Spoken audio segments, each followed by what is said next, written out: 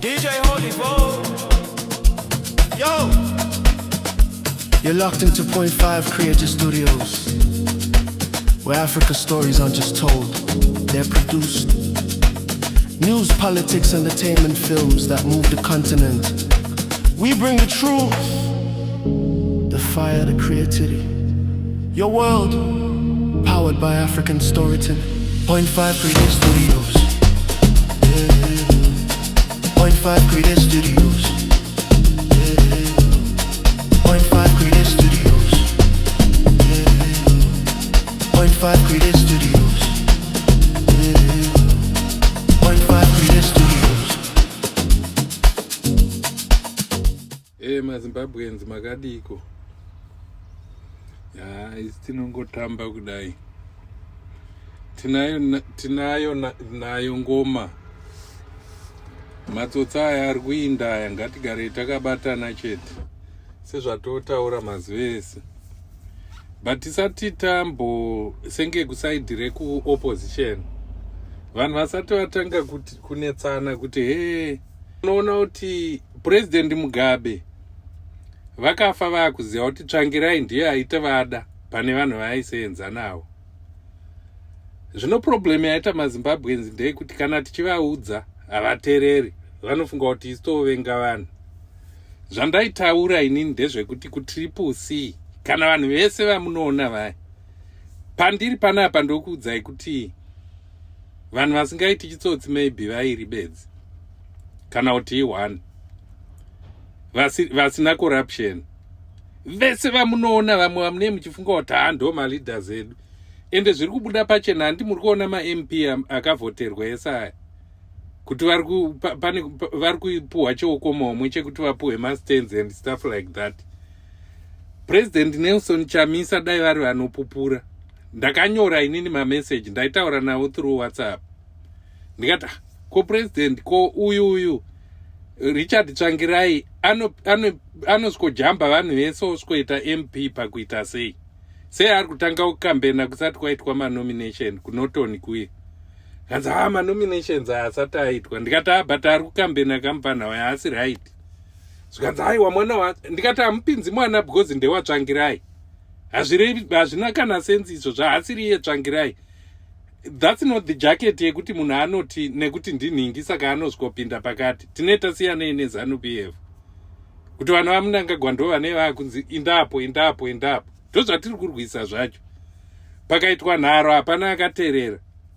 But inini nemuchinda anonzi Givemore Chindau Rasta ari kunoko, tisakatotaura nyaya iyoyo tikanetsana nevanhu. Chamisa akabuda akati handichaiti politics. Wakamumirira kupi? Nokwese kuna ana Grenville kuri kukambeno makamboona advocate Nelson Chamisa vachinosapota makandidates ariko. Why?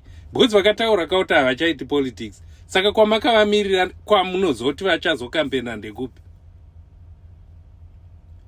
Saka nyaya yema-MP ndo nyaya dzatinei tichitaura. We need to understand kuti vanhu ma-politicians anobehave sei. Ende munhu asati apinda, isi tinosenza navo tinei tichiziva kuti uyu ane makaro. Do you know why tichiziva vanhu vane makaro stereke? Because taidhila nenyaya dzemari kunoko. Kana uchidhila nenyaya dzemari, unotoziva kuti ari kufonera achiti ndikandiroka pamari iya yakabva kumadhona kana kuti yemakadzi iya ndipo mari yakati. Saka you have messages from all over ma-politicians. Unewa kutoziva kuti saka uyu ndo game rake, uyu ndo game rake, uyu ndo game rake, uyu ndo game rake.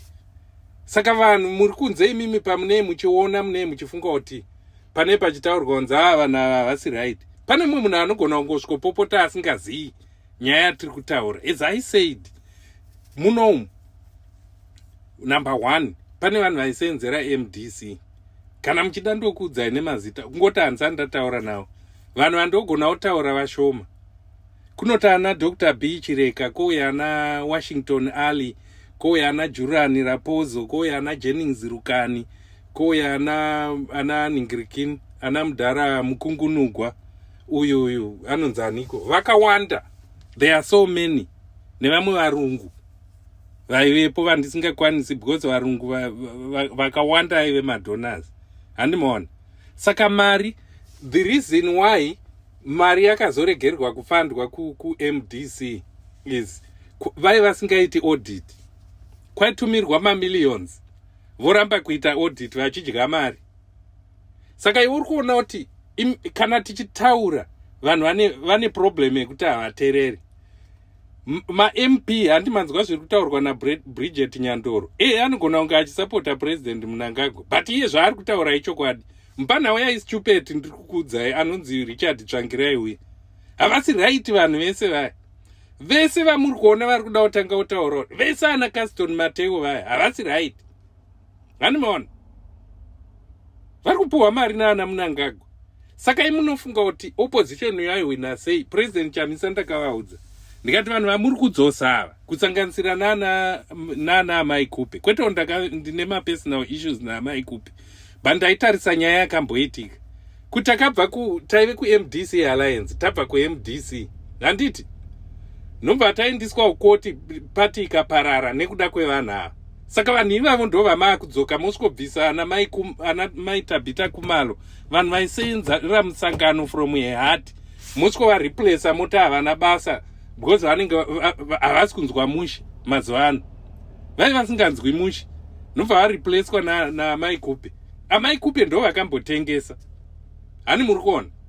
Saka ndo nyaya dzatine tichitaura idzodzo. Nyaya these are the issues that we need to address before taenda kunorwisana nezana. But vanhu don't understand. Vanongoti munhu wavari kusapota yeye ndiye vanosapota vakapfeka mablinkers sebhiza. Saka hatina kwatinoenda.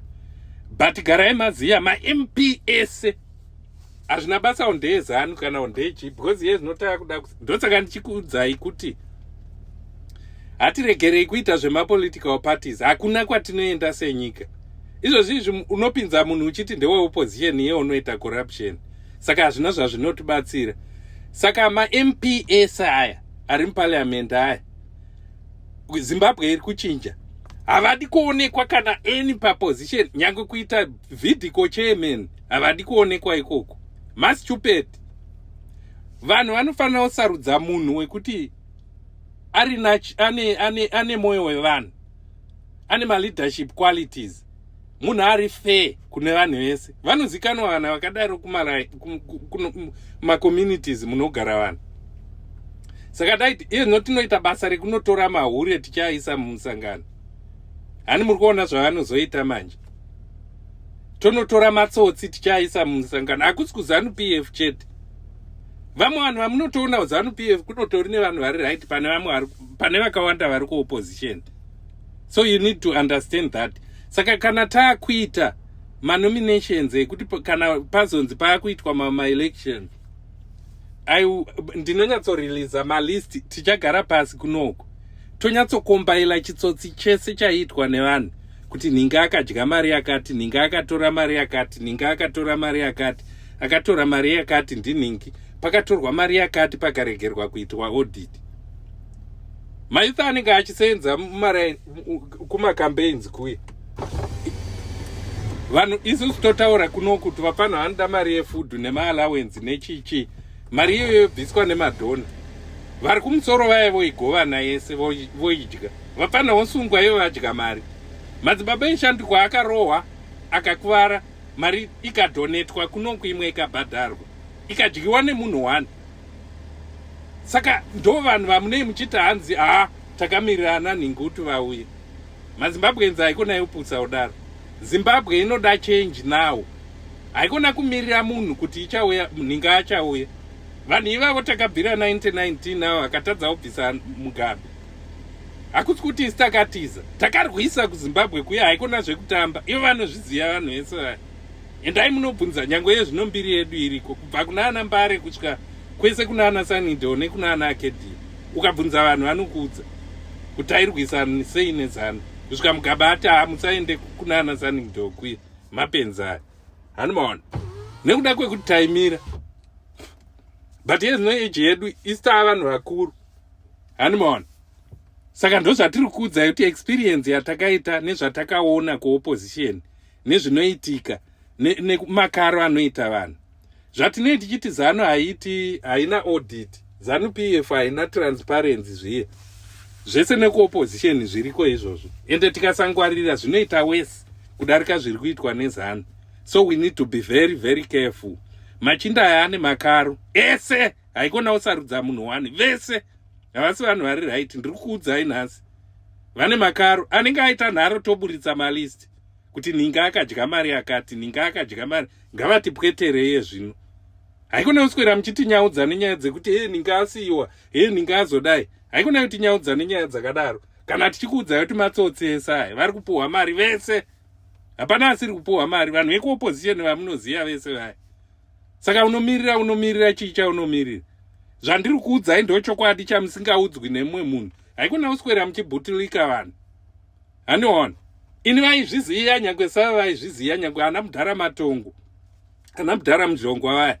Vese ana Professor Washman vanozviziya. Even ana Maidongo vanozviziya kuti kana ndakutaura handina basa kuti ndiani kana ivo president Chamisa vanozviziya. Ndakavaudza kuti iwo kana wadzosa Thokozani Kupe iwo you need to leave the party. Zvisingataurwe nemumwe munhu havana kujaira kunzwa language yakadaro. Hanimona. Saka it's for now ndo zvandiri kukuudzai kuti vana ava havasi right. Ende muchaona as time goes on kuti vari corrupt sei. Ndiudzei pakamboitwa ma-audits ekuti ku-opposition kwaitwa ma-audits kune mari yakati. Munofunga kuti madhona akaregerei kubhadhara mari?